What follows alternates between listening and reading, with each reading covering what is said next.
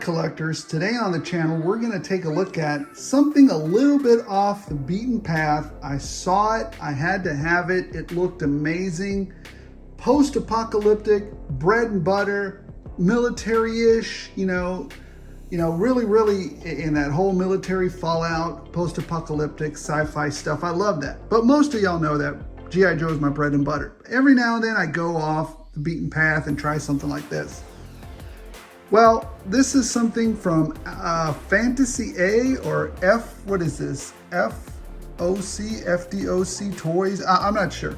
Anyways, it's called the EA01 action figure and flying motorcycle. Looks great, 6-inch scale figure, full weathering detail. It just looks fantastic. The box, there are some things that we need to get into, and there is a serious thing I want to get into with this one. It's a word of caution because this is not a cheap figure or a cheap set. This is, and I knew it when I got it. I knew it wasn't a cheap set. Just so you guys know, this is a pricey one. When I mean pricey, I mean like Mezco level type pricey stuff. So here we go. It comes in a very nice thick packaging. I just want you to see the quality of this and then the serious aspect of this as well. I mean, right now it's all fun and games. It's a nice, beautiful, thick cardboard stock. Very nice. Comes with some instructions on how to put the bike together. We're gonna get with that, get to that in a minute. It's got some stickers here, a decal sheet that you can add as you go to your, these might come in handy later. I like this, look at that. No stupid people, that's funny. I don't know what else is on here. Anyways, it looks fun. Then you've got this nice little cover over it, again, highlighting the bike. Again, the bike is about 75% of why I bought this. But the figure is also looked really great. So anyway, so you've got this little cover on top of it, slip cover almost. We'll put this to the side. And then we've got another nice little cover here for the figure and the bike. And there it is. So a very nice layout, very nicely protected. Is there anything underneath this? Let's see. I haven't looked beyond this aspect. Yes, you have a base here. You have some additional parts. So it looks very cool. We're gonna get it on the table and look at it. Again, there is a serious issue that I had with this. We're gonna get into that later. All right, so let's dig into this thing, see what we got. Let's pop this off again. Come on, slowly. Let the air in to the sides. And we've got the same stuff we had before. Just get through this. All right. So here we have it. Well, let's take out. Well, you know what? Let me get to the bike first because that's the piece that I really wanted. Let's see. What is this part here? What is this? Oh, look at this. I don't even know what. Oh, these are the LEDs. All right. Very cool. Look at that. I'm figuring these are to turn it off and on. There we go. Or to light it up. Let's pull out the main body here. Here it is. What does this feel like? It doesn't feel like metal to me. It's plastic, but not cheap plastic. It's got some nice detail on it. Some nice weathering. I'd expect it for the premium price on this one. So as promised, it looks very nice, very nicely detailed. Nice washes through there. Looks great. So let's, here's the front part there. A little light, a little weathering on it. And yeah, there you go, there's that. Okay, 1 second. All right, let's keep going here. So that's all the pieces that I see for it. For the bike, let's dig into it underneath the figure layer. And here's the base for it. I mean, the base is cool, y'all. Check it out. I don't think I'll be using it for anything. Maybe I will, maybe another action figure or something, I don't know. Oh my gosh, it's got lots of little parts in here. So you've got these little winglets. I'm sure there's a name for them, but I wasn't in the Air Force, so I can't tell you. And then you've got this other piece right here, which we're going to be putting it all together. Probably fast forward through all that. Some more pieces here. Some more hydraulics or something there. Look at that. Not sure what that is. Another set of hydraulics or something. Got some bits in here. Not sure what these are. There you go. I'm sure we'll get to know them in a minute. What's in here? Nothing. It's just filler. I'm guessing these are these are the handlebars. There you go. Could also be used as a lightsaber hilt. I don't know. Okay, and the display right here in the front. Look at that, nicely drawn up there. Very well weathered. Looks great. I like it.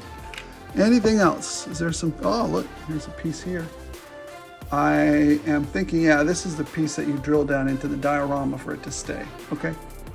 Anything else? Anything else? If there is, I'll let you know. Okay, so here's what we're going to do now. I'm going to probably fast forward through the building. So I'm probably going to be quiet here and add some cool post-apocalyptic bike building music right now.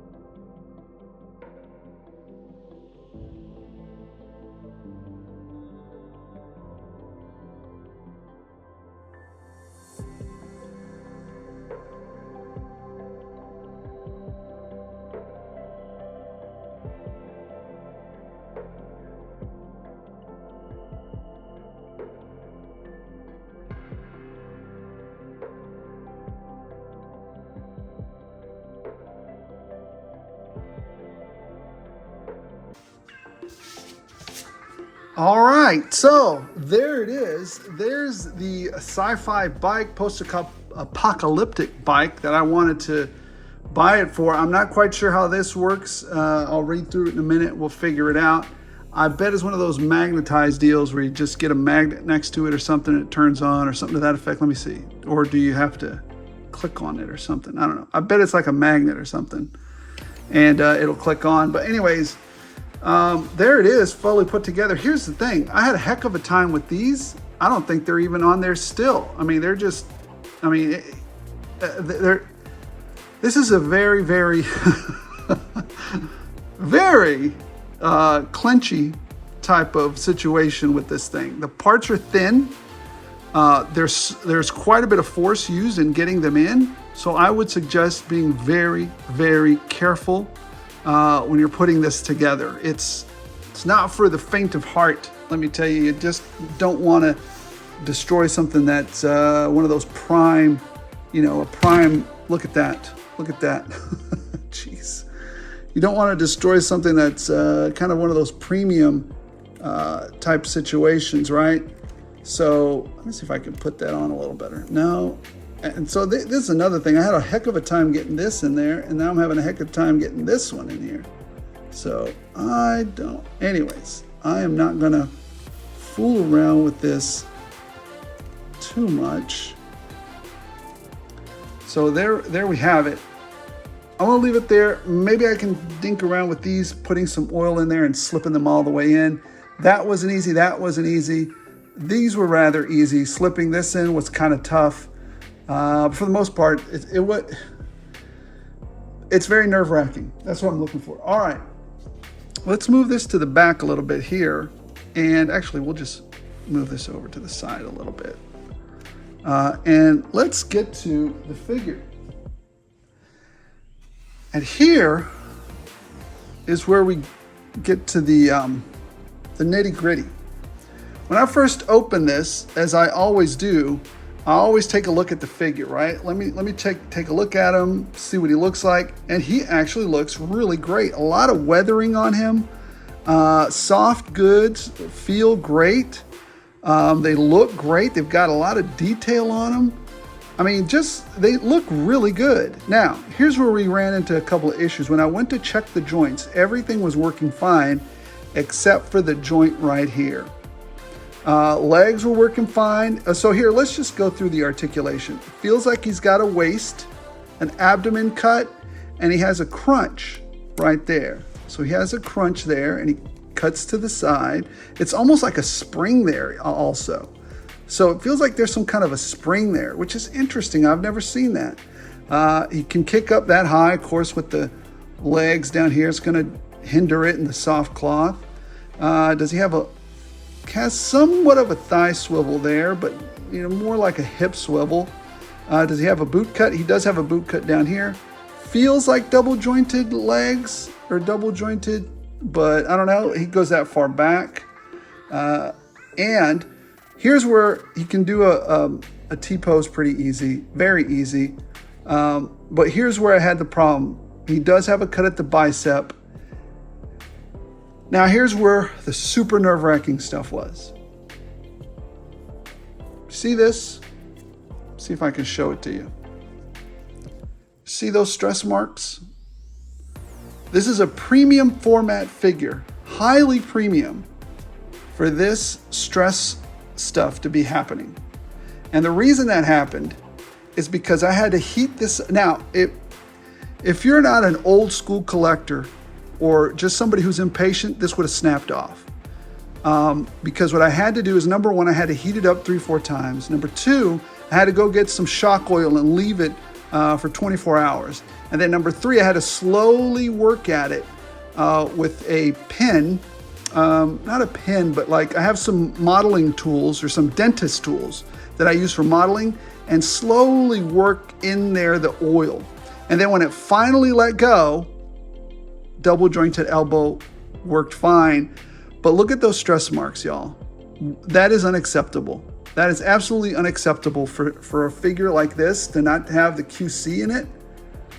That drives me some kind of nuts. I mean, seriously, folks, what are we doing? What are we doing? Very expensive figure, and come on, it's just not. I'm kind of disappointed by that, to tell you the truth. But I mean, the figure feels great. If it wasn't for that, the only markdown I would have was putting together that thing, because it's a little bit nerve-wracking, because it's a premium thing and you don't want to mess it up. Here's a weapon that he comes with. Looks kind of neat. Shotgun looking thing. Here's all the hands that he comes with. Let's take these out. He's got a couple of grippy hands. There you go. That's cool. And he has kind of a pointing hand, or like kind of a shoot 'em hand. Here he goes. And then he's kind of got this one's for I guess this is for the vroom vroom. I don't know. Up there on that one. For the, did I get that wrong? I don't think so. I thought I followed it. 1 second. Let me check. Maybe that's why they didn't fit. No, that's right. I don't know. Well, they give you the gas on the wrong side then. That's another negative mark.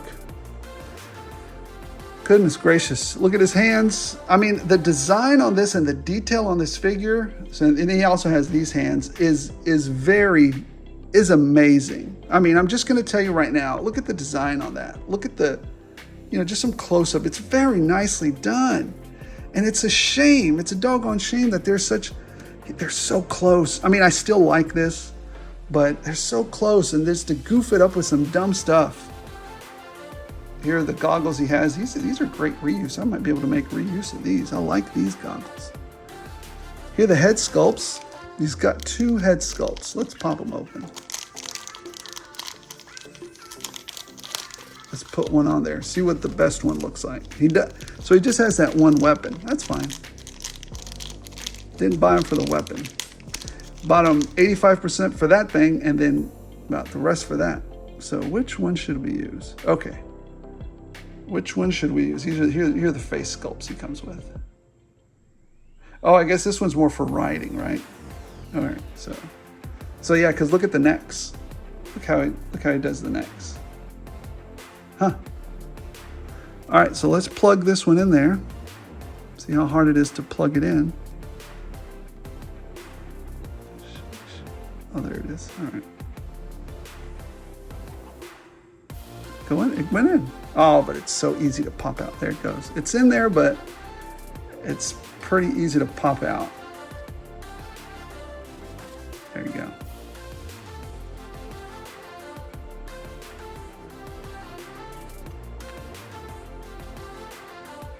All right, you know what? There he is, standing. You know what? Let's just stand him up straight. I like the figure. He looks good. Aesthetically, for what he is, I'm gonna give him. You know, number one, aesthetically, this looks amazing. Aesthetically, so aesthetically, it's a 5. But articulation, I mean, I start you off immediately with that horrible problem that I had right there, and I had to spend a total of about 38 hours working on that joint just not to break it, and annoying. Just starting you out at a 4. So we'll just leave you at a 4. So overall, but with the butt clenching factor of all this, trying to put it together, I'm going to say I give it a 4.2. I mean, it's a solid figure, a solid bike, but there are some serious things to consider with this. All right, let's compare him to, well, everybody has this knucklehead because he's everywhere. Let's compare him to Darwin. Compared to Darwin, that's where he stands. Let me lower this a little bit so you guys can get a good picture. And there you go, back to back. It's a good kid. It's a good juvenile figure. He's a little bit taller than Cover Girl, maybe even. And this is a young male adult, because I think Darwin's pretty tall anyways. So yeah, he's fine. He'll get right in there with the G.I. Joe figure. So I dig it. Let's see how hard it is to pop these hands out. Let's see if I don't. Oh, these are very easy. Very similar to Mezco. Let's give him his little weapon there, hopefully. There's that. And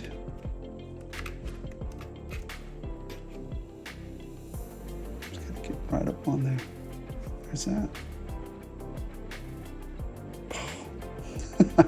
Hold on. Doggone it. Get in there, you. Oh, he's giving me fits. It's in there, but it's loosey-goosey.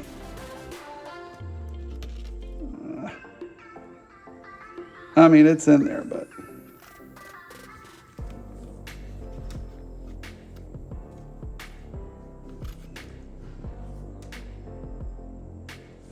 well, there you go, guys. Do I recommend it? It's pricey. Is it worth the price? Would I buy it again? No. Am I glad that I bought it? Yeah, I do dig it. There's a lot of, I like the way he looks. Would I buy it again? No. Do I like the way he looks? Yes. Am I going to be using him in probably different scenes and stuff? Yes. So ultimately, like I said, he's a 4.3, solid figure, except for that joint. That's a catastrophic joint. And I would say to you guys, be careful when you buy them. Be very, very careful. Any of these joints go south on you, and snap-a-roo, because they're real thin, they're real light, and I mean, it's a lot of quality here, but at the same time, there's a lot of bonehead mistakes. So, all right, just real quick, he does come with 2 shells for that shotgun type blaster right there. Let's see if we can focus in on it. So 2 shells that he can put in there. Those come out, or he can put them in. And he also comes with that little cigarette right there, which almost got away. Now what he doesn't come with, and you know, I'm kind of disappointed, is it doesn't come with any batteries to light that up. And then also there's one, the other one, you get another little light here. I'm gonna have to buy some. It doesn't come with the batteries to light it up, and it actually lights up the back of that engine down there. So that's unfortunate, but anyways, guys, thanks for watching. 4.3 solid figure. I just thought I'd do a little something different, go off the beaten path a little bit. Waiting on some of that gridiron stuff to come in and roll on in, so we can get going on that and do some reviews on that. Next video that'll go, probably a toy hunt video. See what we can find out in the wild tomorrow, out in the field. And as always, let's keep growing the channel. Let's keep building it up. We're gonna have a really cool drawing at 2,000. We're very close to 2,000. We keep moving that counter up. Every now and then I like to go a little different, you know, from G.I. Joe, just something, you know, something to spice things up. And I think this character might actually fit into G.I. Joe because, you know, it's a sci-fi military type of character. Anyways, thanks for watching, everybody. Appreciate every single one of you. Don't forget to like, don't forget to subscribe. And as always, as long as you guys keep watching, I'll keep rolling these out.